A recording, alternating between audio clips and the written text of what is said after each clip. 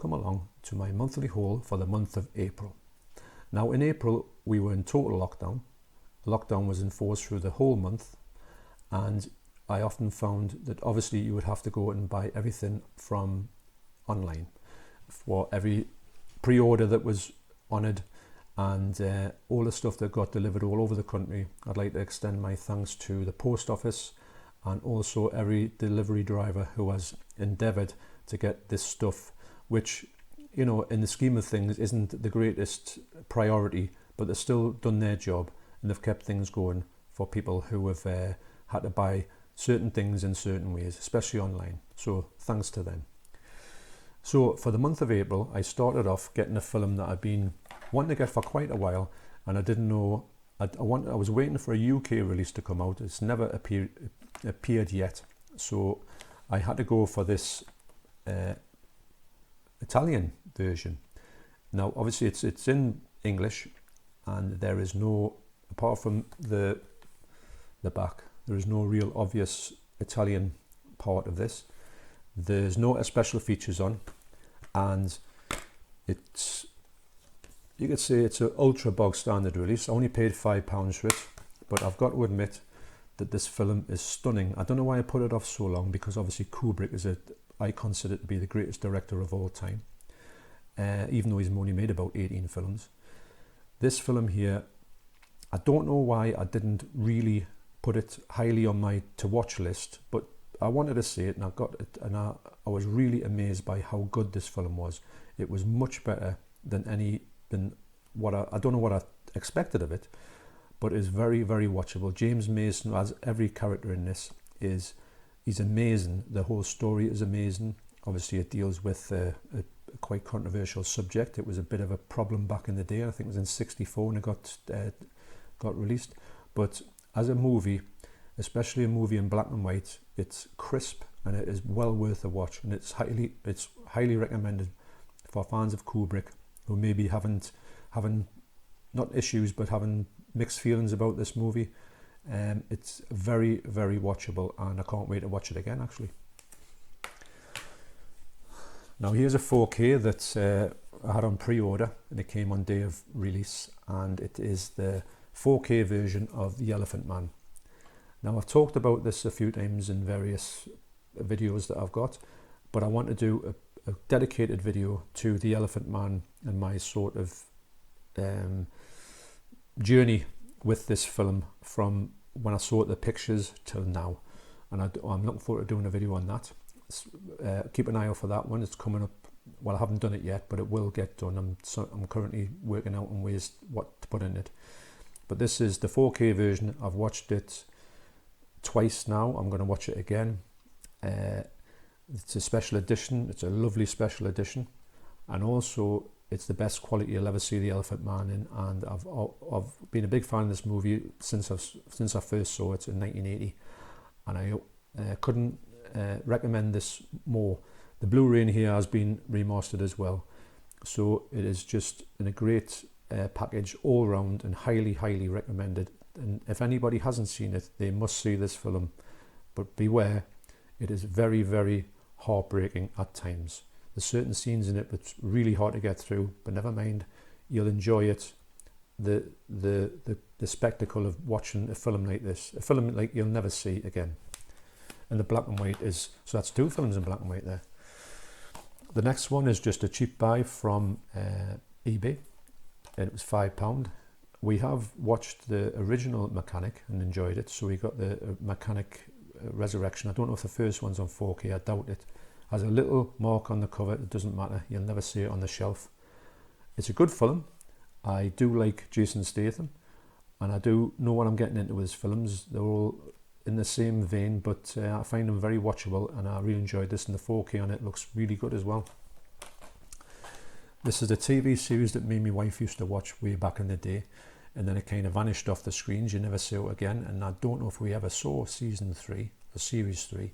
There's also a Christmas special as well, which is very hard to get on DVD. The first two series are dead easy to get.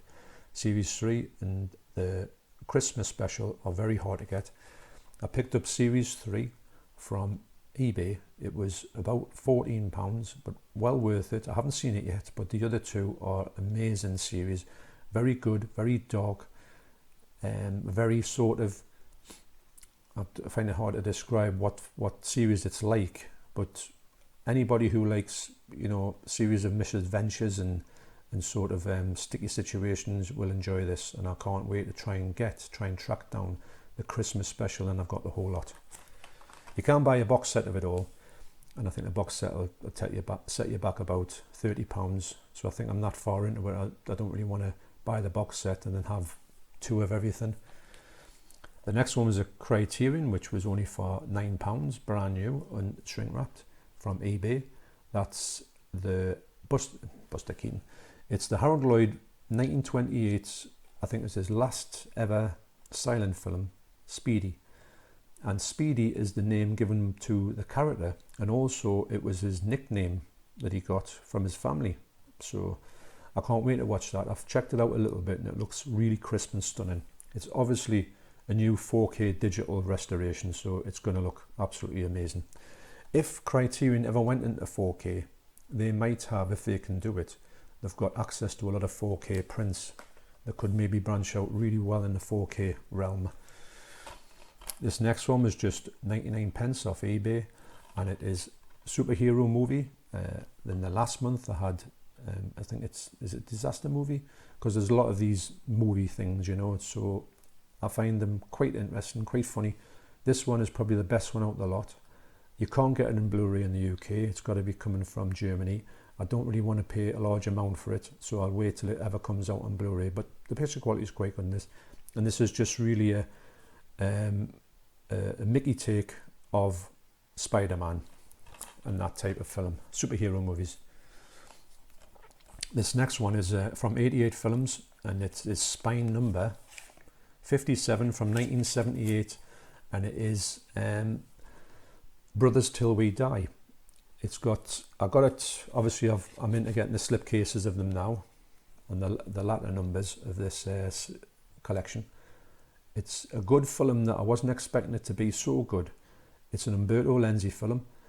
The main fella in it, Thomas Millian, he plays two characters, two brothers, two twins, obviously. And the main brother here, who is called the Hunchback, that's his sort of un-PC name. He is a sort of, they're all criminals of a certain type. I think they are criminals. And it's a really, really watchable film. I find Thomas Millian to be very watchable, and this film surprised me on how good it was. The next one is another one that I've been trying to collect all of this director's work on Blu-ray. I've got quite a lot on Blu-ray. I haven't got all the ones. Some of the films that have been out for a long time are still holding the prices, and they seem to be quite ridiculous in prices, but I do like his work. I'm not too familiar with his recent films, but the ones that I've watched from 1970 up until 2010, 2012, that type area, have all been quite good. This one is Scoop. I had to get it from, well, it was on eBay for £4.70. It had to come from, it's a lot of his films from the 2000s are all from Italy. You can get them on Blu-ray in Italy, but you just cannot get them at all in the UK or even America to a certain extent, although I think some of them were released by a company which I'm forgetting the name for, but they've released them very limited, and then the money they go for is just stupid. Twilight Time, I'm going to say. So great picture quality on this, in English obviously, and it's just your regular sort of Blu-ray. None of his, Woody Allen is notorious for wanting no special editions done of his films. All his films are in mono as well, or even 2-track stereo would be the most you would get from his. In fact, no, they're all in mono. And he doesn't like to, when he makes a film, i.e. this one, I think it's from 2006, when he's made it, he's done with it, he never ever looks at it again, doesn't want to know about it, doesn't want to talk about it, which I find very odd, but I suppose that's just the way he is. And also this one is a great film. It's one of his funnier ones, his latter day funnier ones. Now this next one is a series that me and my wife have watched, but I watched it first and I really enjoyed it. I think it's probably one of the best comedy dramas that's been on TV, and it's written by one of the best writers that we have on our shows at the minute, who's probably going to go from strength to strength in everything that she does, and it is Fleabag. This is series 2. I've got season 1 on Blu-ray, and I got this and I talked my wife finally into watching it, and she was not too keen because she knew there was a lot in it that was a bit, you know, extreme, but she realized, as everybody does when they watched it, to sort of put that to one side and just take in the sheer spectacle of this series. So Phoebe Waller-Bridge has now written the eagerly awaited James Bond, the new James Bond film, and I can't wait to see that. Probably that's the main reason why I want to see the new James Bond film, to see what spin she puts on it, because I think with her writing in it, she could make the best James Bond of the Daniel Craig era, and that's his last James Bond as well. Highly recommended. The next one, me and my wife went to see at the pictures. We loved it. We've seen all the other ones, and this was a no-brainer to get this and all the other series on 4K. It's Toy Story 4. Got it for about 12 quid, brand new, off eBay. Come in very good condition. I've had a quick scan of it, and the picture quality is amazing, as you would imagine. Love these films, love these type of films, and I can't wait to watch it, but I'll have to watch them all. I'm a bit like that. If I get part 4, I've probably got to go back to part 1, start with that. I can't just jump in at number 4. You know, I have to revisit the whole lot, so that's why it's probably going to take a while to watch this one, but it's high up on the list to watch. The next one is from the Italian collection again. It's spine number 59 from 1972. It's directed by Umberto Lenzi again, and it's 7 Bloodstained Orchids. Now this film is a giallo. It's his last giallo that he made before he went to making a crime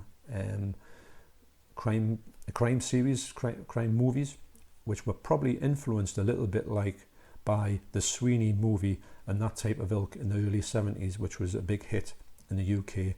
And obviously when these films become a big hit, the Italian directors see that, and they will write and direct their own versions of them type of things. But anyway, this is a good giallo. It's remastered in 2K, and it's a lovely print.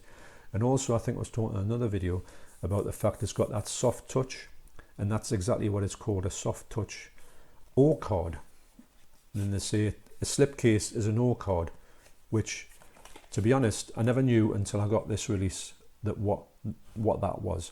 But it's a lovely feeling, that. So soft touch O card on there. They haven't all got it. I don't know why they do it on certain titles, but it's a nice giallo, and it's recommended. And I quite like Umberto Lenzi's other films that I'm seeing, because obviously he was only mainly known to me for making the extreme Cannibal Ferox. We all know about that film. This next film is a Criterion that I'd heard a lot of people talking about and a lot of people mentioning on their videos, and I thought, well, I'll have to check it out, because it's black and white, which I'm a fan of black and white, especially new films made in black and white. It's from 2018, and it's set in the 1970s in Mexico City, and it is Roma. It's a beautiful film. The story is it doesn't seem as if it's going anywhere to start off with, and then a certain set of circumstances happen, and the film takes a different turn. And for me, in this film, it's got a scene or a set of scenes in it which I can only describe as quite harrowing. I wasn't expecting the graphicness of the nature of the scene. I'm not trying to put anybody off, but be aware that it's not as straightforward as it looks from the first half of the film. Will I watch it again? Probably yes, I will watch it again. I don't know if I'll keep it, for the reason that the rewatchable factor of it is, it's hard to describe, that it's one of them films where it's great to watch, but you do feel like you've been through something with it. But I wouldn't put anybody off watching it, but be aware that it does deal with some quite, hard to watch scenes. So the next one is a Jackie Chan film, and it's from 1985, and it's released by 88 Films, and it's The Protector. When I watched this back in the day, I really remember that I didn't really seem to like it. I thought it was too long, and I thought that his first real venture into American films was just poor. But when I've watched it now, it's not long. I don't know why I even thought it was long. I thought there was not much action in it. There's tons of action in it. Some action that you can't believe you're seeing with Jackie Chan. You obviously get the most amazing stunts ever. It's directed by James Glickenhaus, which I didn't realise, who directed The Exterminator. And also, when you watch the special features on here, you'll find that the relationships between James Glickenhaus and Jackie Chan was a bit strange. I don't think they got each other. And also, James Glickenhaus does mention quite a lot of things that seems to make it seem as if they didn't really get along at all. Or James Glickenhaus's people didn't get on with Jackie Chan's people. In this cover here, the cover in that was the original pre-cert cover, or the original video release cover, is an amazing cover. I wish they went with that one. This one's all right, but it's not my favourite cover that they've done, 88 Films.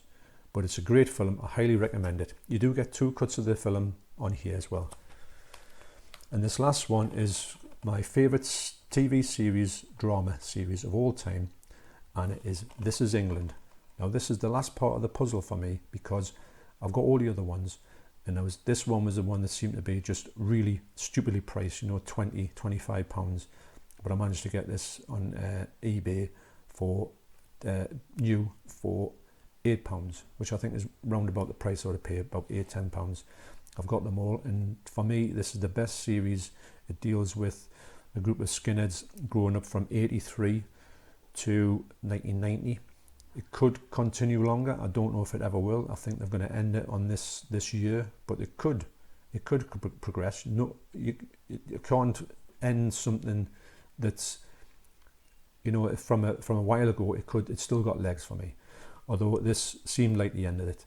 And the acting in here is great. The fella who's the main fella, Stephen, I can't remember his second name, but he's in loads of stuff. Just can't remember his name. No, it doesn't say on the box. But it is, without a shadow of a doubt, the best TV series I've ever seen in the drama form. You got plenty of laughs in it as well. The acting in it is unbelievable. And being somebody who grew up about that time in the 80s and 90s, it seems as if like Shane Meadows, who's a great director, had a time machine and actually filmed them at that particular period, because you would imagine you were watching something that was from 1983, 1988, 1986, 1990. So highly recommended. I know everybody who's seen it thinks the same. It's a powerful piece of work. Okay, so that's my haul for the month of April. I'll be back again to do one for May, and then I'm caught up with you, and I will do my next hauls at the end of every month from now on. Okay, so thanks again for watching, and I'll see you next time. Take care.